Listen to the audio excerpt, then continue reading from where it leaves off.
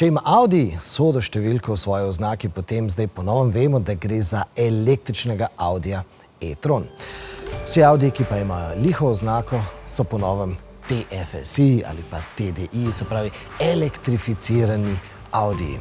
In zdaj, če pogledamo tale Audi, po tej analogiji že vemo, da gre za A5, ne pa za A4.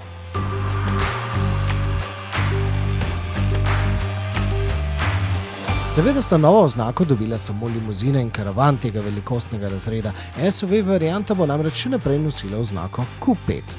Vsi trije modeli pa so tehnično sorodni, vozijo na isti, povsem na novo zasnovani platformi za vozila s pogonom na notranje zgorevanje.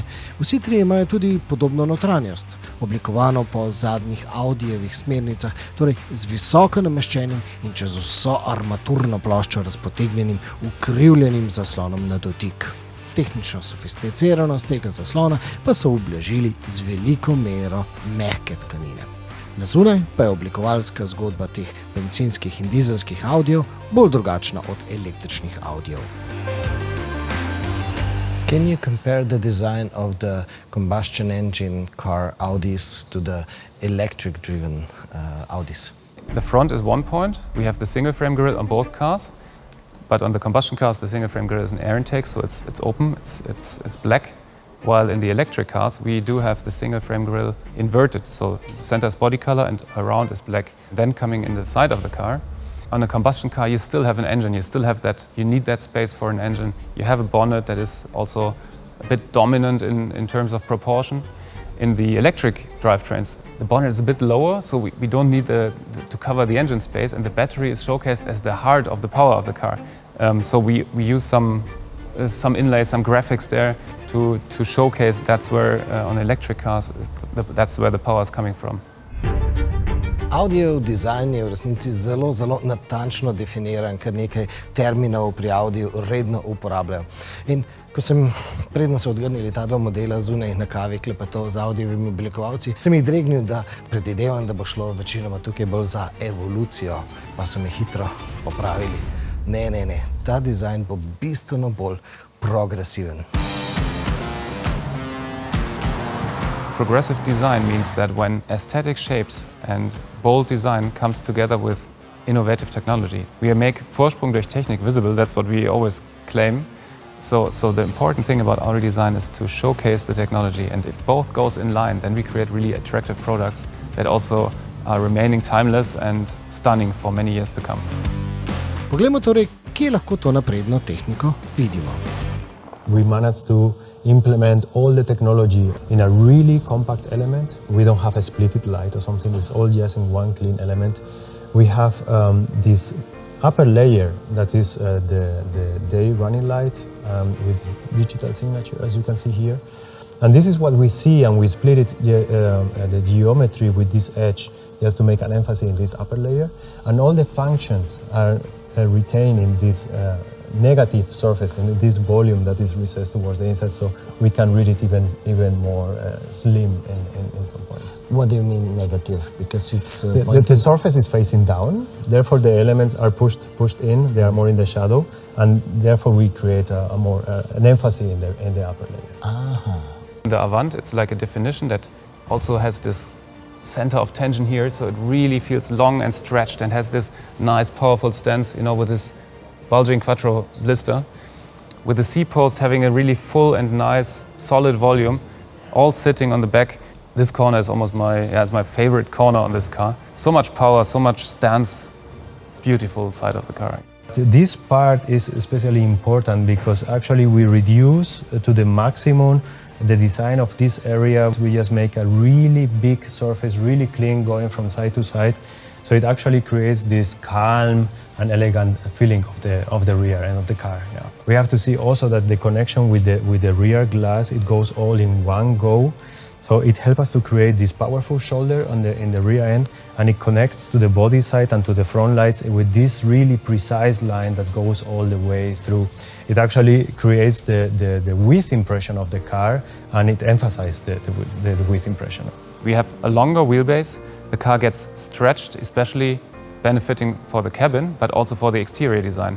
We have a long bonnet already showing the power where the engine sits, and then we have a low center of gravity. If you follow this line, this is a precise line that also shows we have the center of gravity sitting quite low. The whole car sits athletic on the road, and it's combined with this nice roof architecture that is almost coupe-like, that is showing first style and functionality, because you have the big tailgate on the sedan. That is something absolutely new that makes it progressive at the same time. Okay, but why wouldn't you call it a sportback, since it has a functional bonnet? This is our new concept of a sedan, new car concept. Limuzina je torej po novem bistveno nižja, bistveno bolj kupejevska, ampak SUV pa bo še bolj SUV. We worked a lot to increase this SUV feeling of the car. We lifted the front light and the rear light by almost 4 centimeters, and therefore also the whole character line of the shoulder. It moved higher, and it also changed the tendency, so not having a movement down, it keeps always this tension in the body side, making also the proportion of 1/3, 2/3 typical Audi really visible. TDI ostaja, tako da brez skrbi, še boste lahko na dolge proge potovali brez ustavljanja na polnilnicah in pa se peljali z zelo nizko porabo goriva. Ampak po novem je pri vseh teh klasično gnanih Audi zelo, zelo pomemben en dodatek, in ta dodatek sodeluje s tole škatlico, ki je nameščena tukaj spodaj pod prtljažnim prostorom, in v njej, v tej škatlici so litij železo fosfatne baterije. Predlagam, da zavrtimo intervju. We added an additional electric motor in the drivetrain, and we called it powertrain generator.